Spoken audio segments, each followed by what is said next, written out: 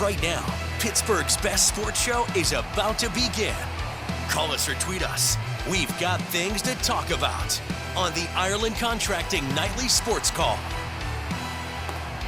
All right, thanks a lot, Josh, and thank you for tuning into the Ireland Contracting Nightly Sports Call. I'm Rich Walsh. You'll see Jason Mackey in a matter of moments over in Studio A, and we're taking your phone calls tonight at 412-575-2600 is the number. And there's Jason right there, and we definitely have a lot to talk about. There's a college game going on right now, but you're going to have a story tomorrow about Penn State football. I think Penn State probably looked the best. Obviously, they're the number 2 team in the country out of all the 3 local teams. They did their job. They didn't cover the spread, though. The other teams, I think, did. At least Pitt did. But, you know, I guess the big question here tonight, and I know you and I talked a little bit about it earlier, and we talked a little bit about Penn State on the showdown coming up tonight. But, man, I think Ohio State's going to jump Penn State, even though Penn State might look like the best team in the country. They can, Richie. I'm not that worried about it. I think Penn State has all the ingredients to have a really good year, and we saw a little bit of that against Nevada. The wide receivers, let's start there. Penn State did not have a wide receiver catch a pass the last time it took the field, and there are 3 guys, all out of the transfer portal, combined for 14 catches on Saturday. I thought they looked really, really good. And again, not really tested. Nevada, I get it. But Drew Aller, if you're going to surround him with those types of weapons, boy, do I think this Penn State offense can be good. They can play any type of football you want. They have a really good defense. Dennis Sutton was a maniac. Who knows if he wins Big Ten Player of the Week or he's going to get some sort of honor. He was everywhere. Looked like Abdul Carter 2.0. I really like the defense. I like everything that Penn State has. And I also found some of the talk coming out of that one humorous.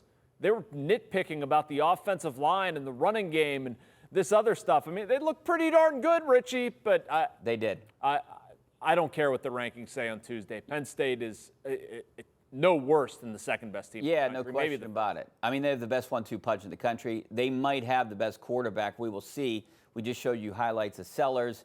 There's also a couple other good ones out there that are going to be potential first-round picks. Potentially could be here in Pittsburgh. But, you know, the one thing that worries me, they can pretty much do anything, but when it comes to playing Ohio State, they can't do anything. Sure. You know? And that's the problem. That's the hurdle that they need to get over. That's the hurdle that James Franklin has to tackle.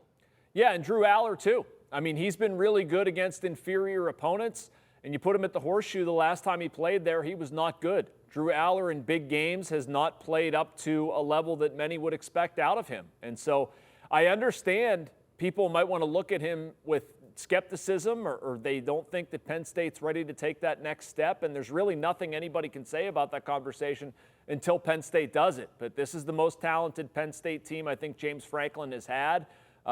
We talked about their depth in various ways they can win games. I don't think Drew Aller has been surrounded by this much talent. So I'm not really banking on, history repeating or something like that. I do think this is an all-new Penn State team, but I also understand until they beat Oregon in the whiteout game, until they go into Columbus and beat Ohio State, people are going to keep them at arm's length. Boy, I'd love to see Pitt and Penn State play. I try to speak that into existence every year. Probably not going to happen. Maybe in the college football playoff. How about that for a first-round game, man? That would be unbelievable. Oh, yeah, if that happened. please. All right, it's officially Steelers week. Their opener is next Sunday. We will know the answer to who wins that first game in New York and Aaron Rodgers, and that leads us to our Penn West University live poll question. I just scanned that QR code on your right-hand corner of your screen. Which has a better chance of happening for the Steelers' top 10 offense, top 3 defense? Right now, the top 3 defense, our viewers think so. 72% of our audience says so. I don't see them having a top 10 offense, but all they really need, and we talked about it, with the Pirates, all they really need is a middle of the pack offense. They haven't had that in a while. If they have that, they're going to have 3 more wins probably. Well, especially if they're going to have a historic defense, Richie. I mean, if you want to believe Juan Thornhill and Mike Tomlin and everybody else who's been talking a big game about this defense, there's a lot of confidence brewing. So maybe they're going to be the 85 Bears. Who knows? I think they're going to be pretty good defensively. I'm not trying to, make light of the situation. I do think they're going to have an advantage there. But There's a lot of unanswered questions with this team, Richie. I mean, how will Broderick Jones and Troy Fautanu hold up? I was looking off air. I'm planning the Fan Morning Show as we speak or before the show, and some of the pass rushers the Steelers are going to face this season. Talk about big-time tests for their tackles. How are they able to run the ball? We haven't seen that a lot in the preseason. Who's their second wide receiver? They're banking on Jonnu Smith being that. Pat Freiermuth, you kind of have a 2A and a 2B. We heard that last year. Is that going to be good enough for Aaron Rodgers? Is the 41-year-old going to stay healthy this entire season? There's a lot of stuff we can poke holes in with the Steelers. Yeah, that number 2 receiver is the big one for me. It seems like we're asking the same questions this year like we did last year. And I hope it doesn't unfold that way. But I thought they maybe should have done a little bit more in the offseason to try to find that guy. And maybe they thought George Pickens might have stayed here. Maybe they thought they were going to try to keep him. That would have worked out. But, at that point, you need another guy in here, I think, even for depth. And I would think so at least you could see some of these reports out there from Aaron Rodgers kind of actively recruiting or, checking in on other receivers that he's played with. Yeah, and what does that tell you? I mean, it tells me that the Steelers don't think they're set. If Omar Khan's making calls, if Aaron Rodgers is sending DMs or whatever he did, they don't feel like they're a complete product. And that's okay. I don't think that they are. I don't blame those guys at all for doing that. I'm actually glad that they are. But that tells me the same thing that we knew last year, that the Steelers didn't feel great about their wide receiver depth, and they shouldn't feel great about it. If we construct a perfect scenario and say everybody's going to stay healthy for all 17 games, I can sort of go with it. But what happens if DK Metcalf misses games? That really concerns me. I like Calvin Austin. I really like Calvin Austin as a number 3. I could probably tolerate him as a number 2. I don't like him at all as a number 1. No offense, Calvin. They just don't have somebody who can step in for DK Metcalf if he gets hurt. Well, let's hope he doesn't get hurt because you'd be looking at Scotty Miller, Calvin Austin, and Roman Wilson. The problem the Steelers are facing right now, like last year, you can't get a primetime number 2 receiver or someone that's better than these guys on this team at this point.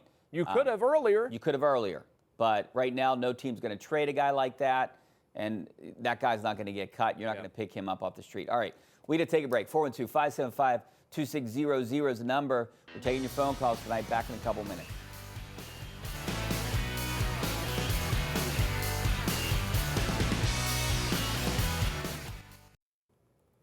All right, welcome back to the Ireland Contracting Nightly Sports Call. This is our Xfinity tweet of the night, and this is from Pitt here.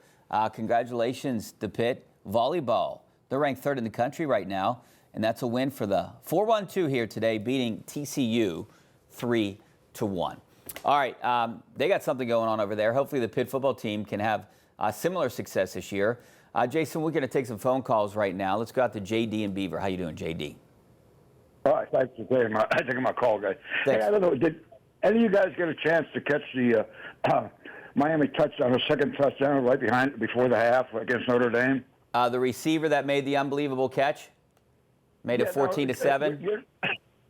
Yeah, you're not going to see a more clear-cut touchdown the rest of the year. There was no why they line up the kick extra point, all of a sudden they're going to review the play. That's ridiculous, I think. Could it be any more clear-cut than that touchdown was?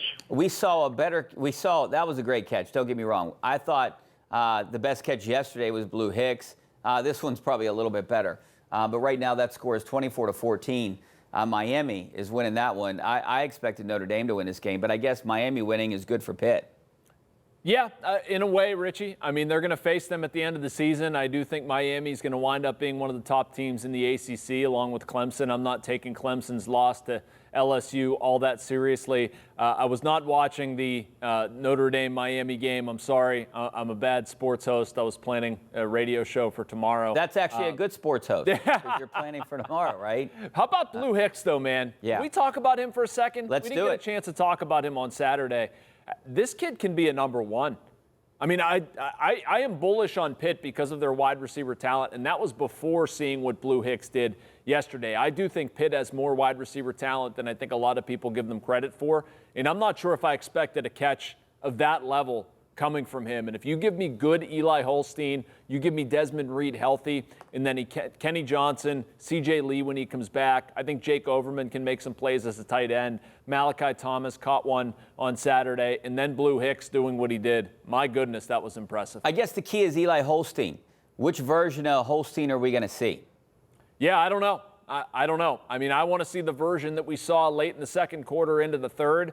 I mean, that's the Eli Holstein that led Pitt to a 7-0 record last year. I'll take him at his word that he had to knock some rust off. I think that's fair. He was, around in the spring, played in the blue gold game, did not play well, and there were certainly some concerns there. I don't think Eli Holstein was a flash in the pan. He also probably isn't, a Heisman-level performer at this point like what he was in the 7-0 start. I think the truth is probably somewhere in the middle, but this is a good offensive scheme. I like Cade Bell a lot. I like the pressure they try to put on defenses. And I think Pitt's at its best when they used Eli Holstein the way they did Saturday against Duquesne, having him run the ball, put his shoulder down. He's got some dual threat ability. I like Eli Holstein, Richie. Yeah, let's not forget, for the people that don't know out there, Eli Holstein was a big-time recruit for Alabama, and he transferred from Alabama to Pitt. So he definitely has the capabilities of being a pretty good quarterback and maybe an elite quarterback. Let's see if it happens this year. We got a couple calls in Uniontown. Let's go out to Don out in Uniontown. How you doing, Don? Pirates question. Last night, I think it was, Jason said that he'd be happy with Jared Triolo staying.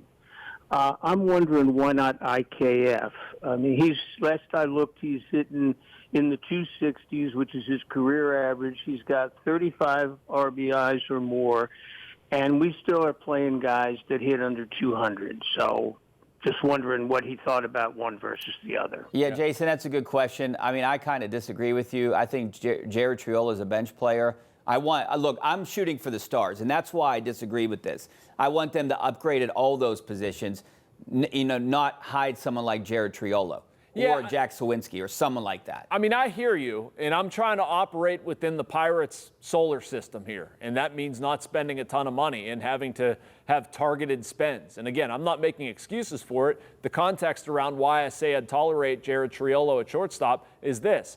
That would be in the case of them adding about a $12.5 million outfielder and a $12.5 million third baseman.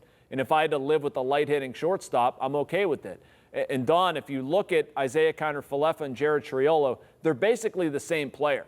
Isaiah Kiner-Falefa is an older player. He's going to be a free agent. He's going to want money. He made, I think, 6.8, something like that this year in the second of a 2-year deal.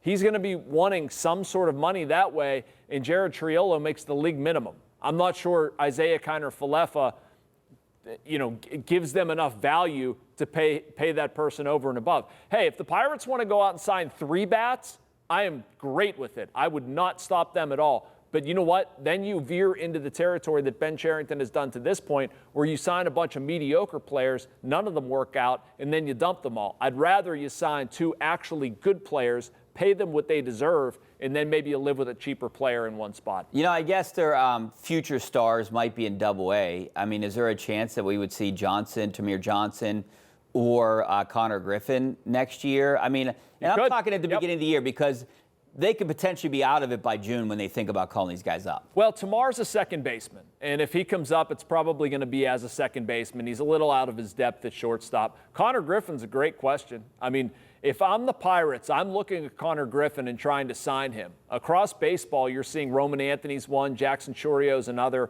Teams approach these young superstars in the making, approach them early. The Pirates should have done that with Paul Skeens. They did not. It's too late now. But there's a chance to do that with Connor Griffin. And you know what I would do? I'd put him on the opening day roster in 2026, sign him to a contract, use that as a little bit of a carrot. And then if you have to live with some growing pains, so what? I'd bet on Connor Griffin. I think he's really good. But the upshot of rolling with Jared Triolo is whenever Connor Griffin's ready and I displace Jared Triolo, again, Richie, I'm with you. I'm just fine making him a bench player. Potentially, could you move Nick Gonzalez to short? I know he's played there a little bit, also played third. But why?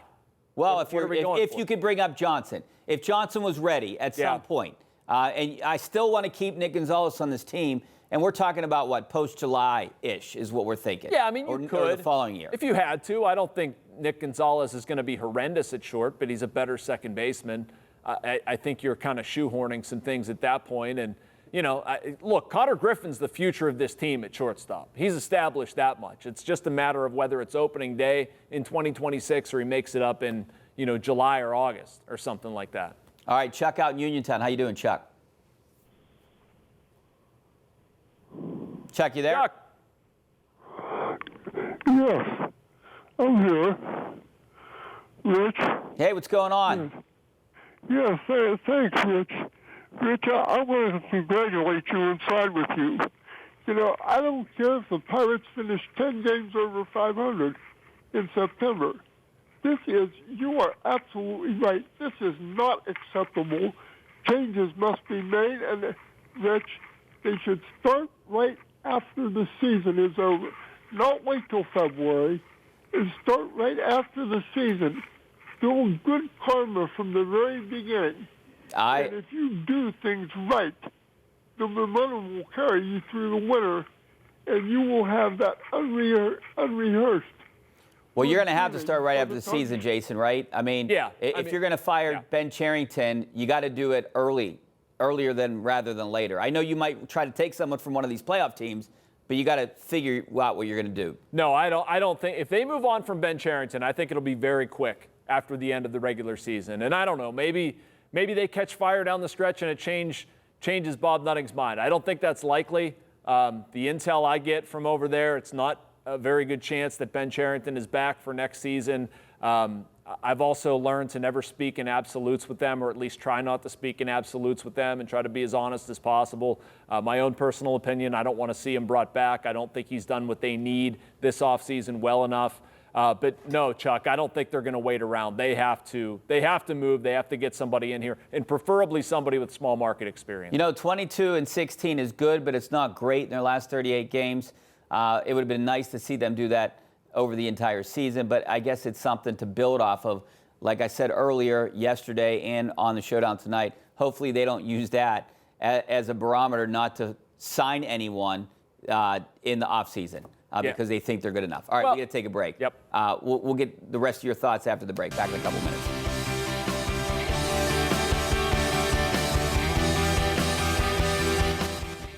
All right, welcome back to the Ireland Contracting Nightly Sports Coverage. Walsh along with Jason Mackey. We're almost out of time, about 40 seconds here. And Jason, final segment, the first week for the Steelers here. I want a prediction of the game and of the season. And look, I'll give you my prediction for the game. I think they're going to win 23-13, the Steelers are. I think they're going to struggle on offense, and I think the same with the Jets. Yeah, I don't think it's going to be real high scoring, Richie. I don't think they get the offense up to speed yet. I think they win 21-17. And for the season, I'm probably higher on the Steelers than most people. I think 11-6, and they actually win a playoff game.